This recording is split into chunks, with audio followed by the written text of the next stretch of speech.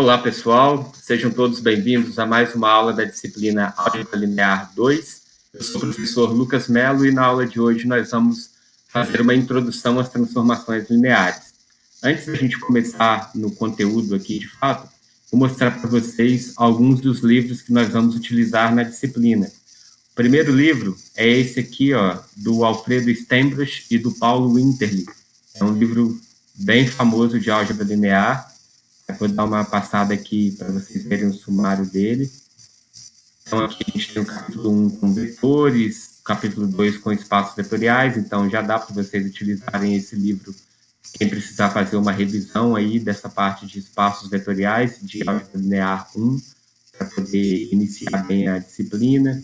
Depois tem espaços euclidianos e o capítulo 4 começa em transformações lineares, que é o primeiro tópico da nossa ementa. A gente vai utilizar bastante esse livro aqui quando a gente for realizar um trabalho sobre transformações lineares planas. Está aqui, este tópico do capítulo 4, nós vamos poder utilizar o livro do Alfredo Steinbruch para realização desse trabalho. Um outro livro bem consagrado também é esse aqui, do Boldrini. Também vou passar um pouquinho aqui no sumário para vocês verem. O capítulo 1 de matrizes, capítulo 2 sistemas de equações, capítulo 3 determinante matriz inversa e capítulo 4 aqui de espaço vetorial, que dá também para quem precisar ir recordar e fazer uma revisão da álgebra linear 1, da parte de espaço vetorial. E aí o capítulo 5 começa em transformações lineares. Então, mais um ótimo material de estudo aí para vocês nessa disciplina. Só que para essa aula de hoje, eu vou utilizar esse livro aqui, Álgebra Linear 1. Ele está com o nome de Álgebra Linear 1, mas o último capítulo desse livro é do nosso tópico de Álgebra Linear 2. E eu optei por esse livro para começar, porque ele tem ilustrações bastante interessantes para a gente fazer uma introdução às transformações lineares. Então, está aqui o livro de Sônia Bin e Daniel Kozakiewicz. Não sei se é assim que se pronuncia, mas está aí. Vamos dar uma olhada aqui também nos capítulos. O que a gente tem neste livro? Nós temos capítulo 1 de matrizes, 2 sistemas lineares, espaços vetoriais, também dá para fazer a revisão por aqui, e o capítulo 4 de transformações lineares. Então, apesar do nome ser álgebra linear 1, nós temos o último capítulo com tópicos da nossa disciplina de álgebra linear 2. Aí eu vou vir aqui, então, na página 203, que é onde a gente começa, o capítulo de transformações lineares. Este capítulo tem como objetivos principais introduzir a noção de transformação linear e mostrar as relações que existem entre as transformações lineares e as matrizes. Aí o que eu fiz? Eu organizei aqui um PDF que eu vou disponibilizar para vocês com um apanhado das principais informações que vocês precisam para essa introdução às transformações lineares. Então, fiz recortes de partes do livro, inseri exemplos próprios resolvidos por mim para exemplificar para vocês cada parte da matéria e fiz uma proposição de exercício também que eu vou organizar na forma de lista de exercícios para vocês depois. Então, vamos lá. O objetivo, já falei com vocês, é introduzir essa noção de transformação linear e mostrar relações das transformações lineares com matrizes. A gente pode utilizar TL para abreviar transformações lineares quando a gente não quiser ficar sendo repetitivo e escrevendo sempre essa transformação linear, a gente se refere a elas como TL, beleza? Está aqui. Então, a definição, sejam V e W dois espaços vetoriais. Uma transformação linear é uma função de V em W que satisfaz as seguintes condições. Então, por que a importância de fazer uma revisão sobre espaços vetoriais para essa disciplina? Porque a gente já começa aqui, vendo que a definição de transformação linear, ela está no contexto de espaço vetorial. É uma função entre espaços vetoriais e satisfazendo as seguintes condições. Nós temos aqui 3 condições, mas, na verdade, a terceira ela é uma junção das 2 primeiras. Então, vamos entender quais são as condições. A primeira condição é que quaisquer que sejam os vetores U e V do espaço vetorial V, ou seja, do espaço vetorial de saída, digamos assim, do nosso domínio, a transformação da soma desses dois vetores quaisquer, a transformação de U mais V, é igual à transformação de U mais a transformação de V. Ou seja, a transformação da soma é a soma das transformações de dois vetores. Essa é a nossa primeira condição. E a segunda condição é que, se eu tiver um lambda pertencente aos reais qualquer, um lambda aqui a gente vai chamar de escalar, né, um número escalar, e um vetor de V, a transformação de lambda V é igual a lambda vezes a transformação de V. Ou seja, a transformação do múltiplo escalar de um vetor é igual ao múltiplo escalar da transformação do vetor. Beleza? Então, aqui na primeira condição, a gente pode desmembrar a soma. A transformação da soma é a soma das transformações. E na condição 2, nós podemos desmembrar a multiplicação por escalar. A transformação da multiplicação por escalar é igual à multiplicação por escalar da transformação. E a condição 3, que é a junção das condições 1 e 2, é que a gente pode resumir o seguinte: a gente tem um escalar e dois vetores U e V, a gente já faz as duas condições, que é fazer a soma de dois vetores, sendo que um deles está multiplicado por um escalar. Então, a transformação de lambda U mais V é lambda T de U mais T de V. Beleza? Vamos entender isso na forma desse diagrama aqui. A gente tem o espaço vetorial de saída, V, espaço vetorial de chegada, W, e a gente tem aqui os dois vetores, U e V, minúsculo, né? Uzinho e Vzinho do espaço vetorial V. U é elevado em T de U, então é igual ao conceito de função que vocês já conhecem. V é elevado em T de V, então nós estamos aplicando a transformação. A nossa função aqui é a função T. O vetor U mais V é elevado na transformação de U mais V, que é a mesma coisa que T de U mais T de V, nossa primeira condição aqui, ó. E o vetor lambda U é elevado em T de lambda U, que é a mesma coisa que lambda vezes T de U. Isso ilustra a definição de uma transformação linear. Então, disso tudo, a gente pode dizer o seguinte, que é o que está escrito aqui embaixo, ó. A gente observa que uma transformação linear, ela preserva as operações de soma entre vetores, a adição de vetores, e de multiplicação por escalar, de um escalar por um vetor. Então, preservar significa isso. A operação pode ser feita tanto no espaço de saída quanto no espaço de chegada, que a transformação vai preservar essas operações.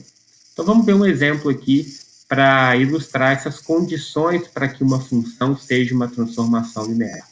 Então, a gente tem uma transformação aqui, a gente não sabe se é linear ainda, e a gente vai mostrar que, de fato, essa transformação é. Estamos aqui no exemplo 1, pessoal.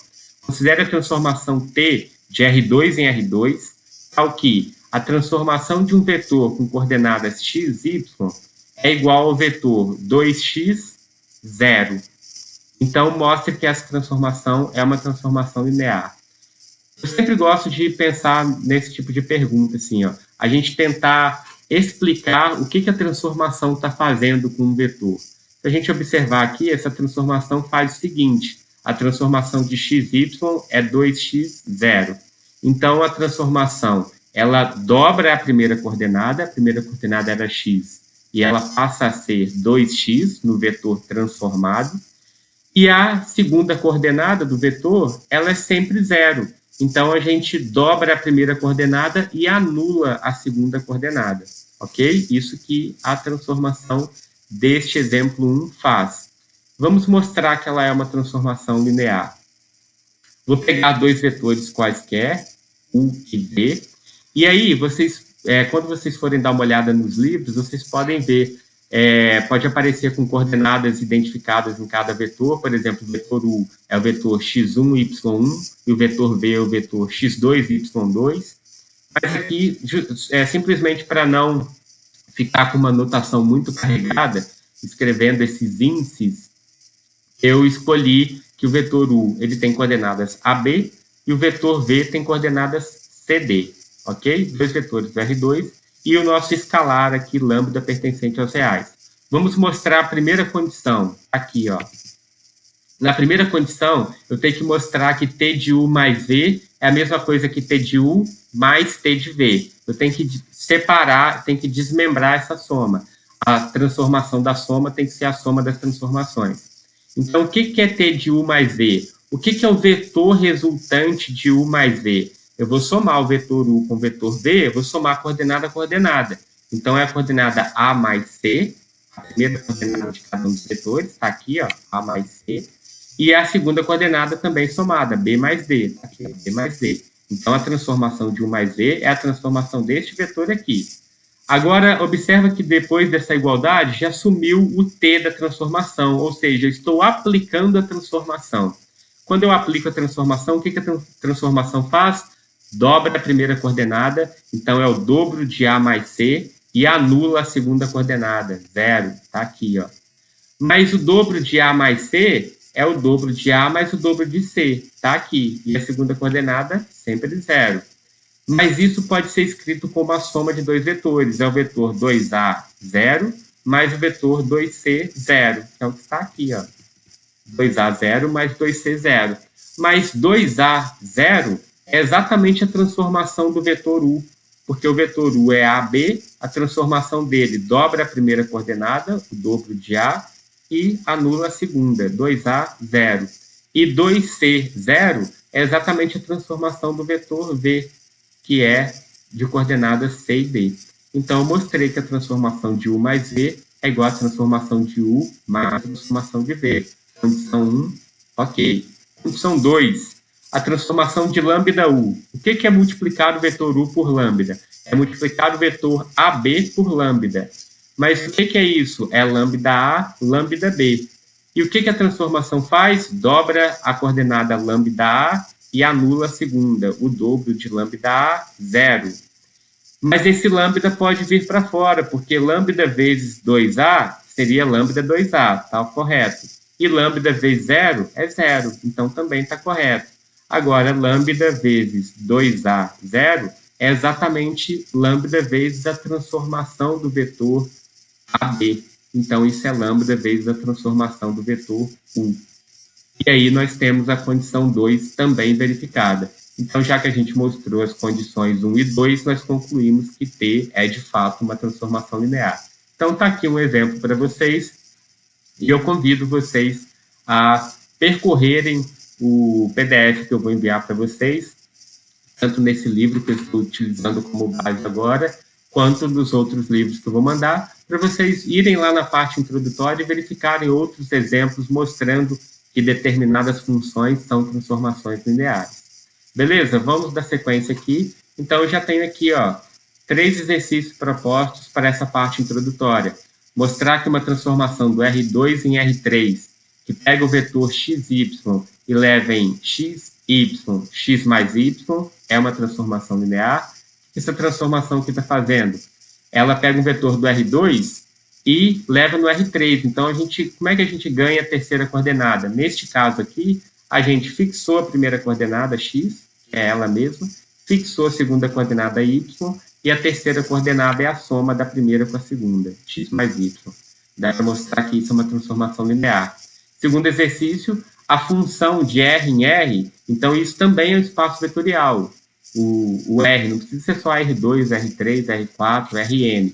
R1, nesse caso aqui, né, uma função de R em R também é um espaço vetorial, e a função f de x, que pega o número x e eleva ele ao quadrado, está perguntando se isso é uma transformação linear. E aí eu quero que vocês justifiquem, verificando pelas condições 1 e 2, se vai dar certo.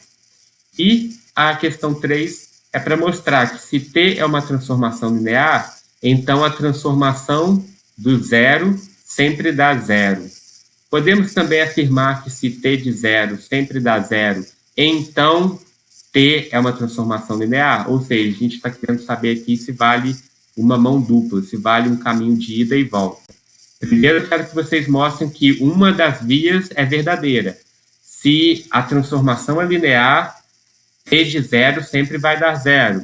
Segundo, será que se a gente tem uma transformação qualquer, que a gente consegue afirmar que T de zero dá zero, A gente pode afirmar que essa transformação é linear? Então, tá aí uma questão para a gente refletir. E agora a gente tem outros dois conceitos aqui importantes em transformação linear, que é a ideia de núcleo e imagem de uma transformação linear. A gente tem aqui uma ilustração, daqui a pouquinho eu vou para ela, primeiro vamos para as definições. Primeira definição, tem uma transformação de V em W e S, um subespaço de V, né? S está contido em V, um subespaço de V.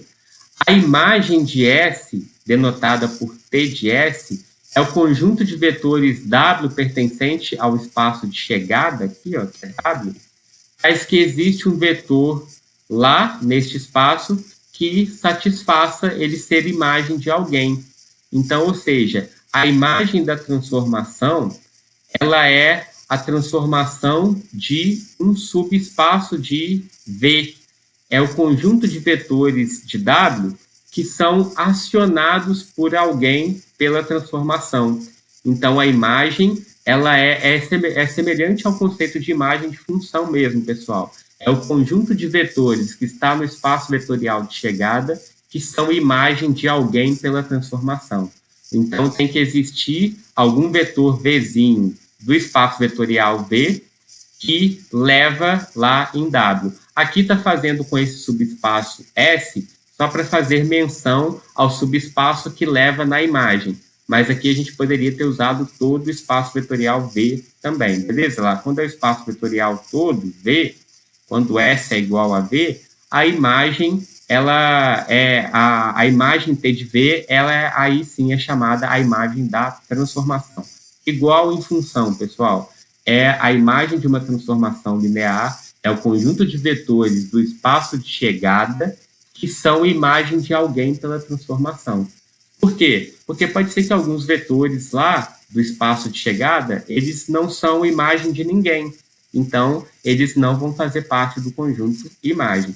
E o conjunto núcleo, vamos lá para a definição do núcleo de uma transformação linear. Eu tenho uma transformação de V em W, o conjunto de todos os vetores do espaço de saída, do espaço V, conjunto de todos os vetores que a transformação dele dá zero, ou seja, a transformação dele é nula, esse é chamado núcleo da transformação.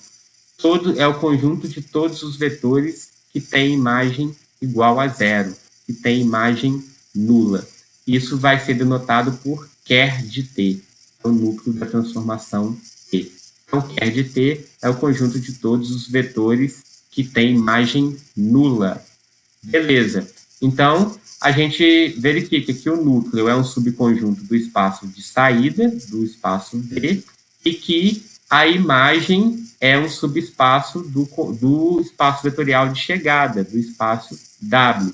E essa ilustração aqui, ó, mostra isso. O núcleo, ele está aqui no espaço vetorial de saída, e o núcleo é o conjunto, esse conjunto aqui está representado por essa linha reta aqui, ó, onde todo mundo tem imagem zero lá, todo mundo chega no zero aqui do outro lado. E é esse conjunto aqui de W que é acionado pela transformação, todo mundo chega nessa linha reta aqui, alguns chegam em zero, que é o núcleo, e outros chegam em outros vetores. Essa é a imagem. Toda outra parte que não é acionada pela transformação não faz parte da imagem. Então, vocês observem, pessoal, que aqui nessa imagem já está dando uma pista de algo que eu vou pedir para vocês mostrarem como exercício, que o núcleo é um subespaço vetorial de V e que a imagem é um subespaço vetorial de W. Aqui eu coloquei um exemplo para a gente ilustrar o núcleo e a imagem de uma transformação linear. Então, vamos lá. Eu tenho uma transformação aqui, ó, que é de R2 em R2, que pega o vetor txy e leva em 2x0. É a nossa mesma transformação do primeiro exemplo. Eu quero agora determinar núcleo e imagem dessa transformação. Então, primeiro, determinando o núcleo, vou pegar um vetor u, xy, qualquer, e vou dizer que ele pertence ao núcleo. Se ele pertence ao núcleo, quer dizer o quê? Quer dizer que a transformação dele dá zero. Essa é a definição de núcleo. Então, a transformação de U dá zero significa que a transformação das coordenadas x, y está dando o vetor 0, 0, porque o zero, nesse caso, é o zero do espaço vetorial. Como o espaço vetorial aqui é R2, o zero, na verdade, é o vetor 0, 0. Mas o que é a transformação do vetor xy? É 2x, 0. Então, 2x, 0 está dando o vetor 0, 0. Apliquei a transformação no vetor do núcleo, então deu 2x, 0. E por outro lado, por ele estar no núcleo, ele tem que dar 0, 0. Quando é que isso daqui vai dar 0, 0? A segunda coordenada já está certa. Segunda coordenada 0, segunda coordenada 0. Quando é que a primeira coordenada vai dar 0? Quando 2x for igual a 0. Mas 2x é igual a 0 quando x é igual a 0. Então, a condição para que um vetor esteja no núcleo é que ele tenha a primeira coordenada nula, x igual a 0. Então, o nosso núcleo aqui, ele é formado pelos vetores da forma primeira coordenada 0 e a segunda coordenada qualquer, y qualquer, porque ela não influenciou nas condições para estar no núcleo. Então, a gente tem uma interpretação aqui, ó. O núcleo da nossa transformação são todos vetores da forma 0y, e y qualquer número real. Então, os vetores da forma 0y, nós sabemos que eles estão sobre o eixo y. O nosso núcleo aqui corresponde a todo o eixo y do R2. E a segunda parte está aqui, ó, determinando a imagem da transformação. Observe que, como o resultado da transformação é sempre um vetor com ordenada 0, o que é ordenada? É a segunda coordenada. Então, se a segunda coordenada é sempre nula, quer dizer que as imagens são sempre vetores que estão em cima do eixo x. Assim, todo o eixo x vai ser o conjunto imagem da nossa transformação. Por quê? A transformação, ela anula a nossa segunda coordenada. Então, é um vetor da forma x0. Mas a transformação também dobra a primeira coordenada. Então, é como se fosse o dobro da metade, né? O dobro de x sobre 2. Isso dá o próprio x. Então, um vetor qualquer que eu escolher em cima do eixo x na forma x0, ele é a transformação de x sobre 2y. Então, a nossa imagem é todo o eixo x. Beleza, aí eu deixei aqui como exercícios propostos, ó, o que eu comentei ali em cima, mostrar que o núcleo é um subespaço de V e que a imagem é um subespaço de W. Depois eu vou resolver isso daqui com vocês, mas tentem resolver, dar uma pesquisada nos livros aí também, para vocês já exercitarem esse tipo de demonstração.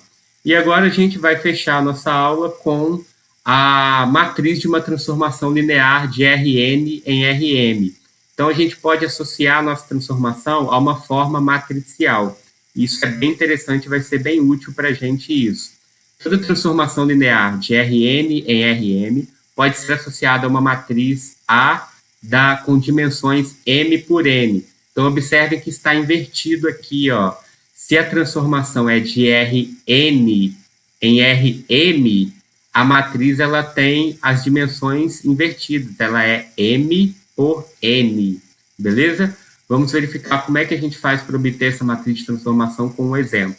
Aplicando esse exemplo, o método desse exemplo, você sempre vai obter a matriz de transformação de Rn para Rm. No nosso caso aqui, é uma transformação de R3 para R2. Então, lembrem da inversão. A matriz que a gente vai obter não é 3 por 2, ela é 2 por 3. É trocado, beleza? Então, a gente vai obter uma matriz 2 por 3 aqui para essa transformação. O que a nossa transformação faz? Pega o vetor x, y, z e leva em primeira coordenada x mais y, segunda coordenada z menos x. Então, estamos levando o vetor do R3 para o R2. Primeiro passo, a gente deve calcular a transformação dos vetores da base do espaço vetorial do domínio, que nesse nosso caso é o R3. A gente vai considerar a base canônica nesse caso, que é a base formada pelos vetores 1, 0, 0, 0, 1, 0 e 0, 0, 1. Recordem aí, espaço vetorial, pessoal, base canônica. Vamos calcular o que a transformação faz com esses três vetores. Na ordem, o que a transformação do 1, 0, 0? A transformação do 1, 0, 0, o que a nossa transformação faz? Soma as duas primeiras coordenadas e subtrai a última menos a primeira. Então, 1 mais 0 e 0 menos 1, dá o vetor 1 menos 1. Transformação do 0, 1, 0. É 0 mais 1, 0 menos 0, dá o vetor 1, 0. E a transformação do vetor 0, 0, 1, dá 0 mais 0, 1 menos 0, que dá o vetor 0, 1. Segundo passo, a gente pega esses vetores que a gente obteve aqui da transformação da base canônica e organiza eles na forma de coluna, na ordem que a gente encontrou. Então, primeiro vetor que a gente encontrou, 1 menos 1, isso vai compor a primeira coluna, está aqui, ó, a coluna 1 menos 1. Segundo vetor, 1, 0, coluna 1, 0. Terceiro vetor, 0, 1, coluna 0, 1. Beleza? A gente obteve uma matriz 2 por 3. Aí eu afirmo para vocês, aplicando esses dois passos aí, vocês sempre vão encontrar a matriz da transformação linear. Como é que a gente faz para verificar que, de fato, essa matriz corresponde à transformação do problema? Basta multiplicar ela por um vetor qualquer. A transformação não é do vetor XYZ? Então, multiplica essa matriz por um vetor XYZ lá. Ó. Como é que é a multiplicação de matriz? Linha vezes coluna. 1, 1, 0 vezes XYZ é 1 vezes X mais 1 vezes Y mais 0 vezes Z. Dá X mais Y. Menos 1, 0, 1 vezes XYZ dá menos X mais Z, que é a mesma coisa que Z menos X. Então, isso é exatamente a transformação que a gente teve, ó. A transformação aqui, ó, X mais Y, tá aqui, ó, primeira coordenada X mais Y, segunda coordenada Z menos X, segunda coordenada Z menos X. Beleza?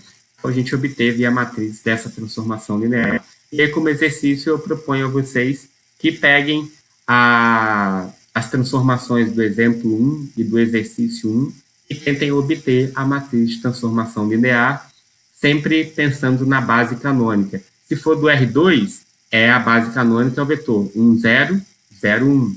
Se for do R3, é essa base canônica aqui, ó. Se for do R4, e assim por diante. Beleza, pessoal? Então, espero que tenha sido uma boa aula para todos vocês e até a próxima. Um abraço.